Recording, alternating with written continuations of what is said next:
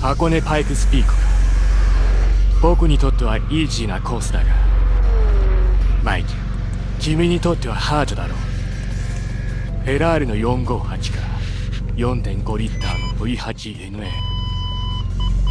マシンスペックとしては申し分ない。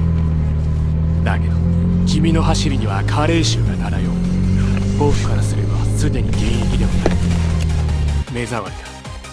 あんたがいると僕のチャンネルが伸びない。そろそろ消えてくれ。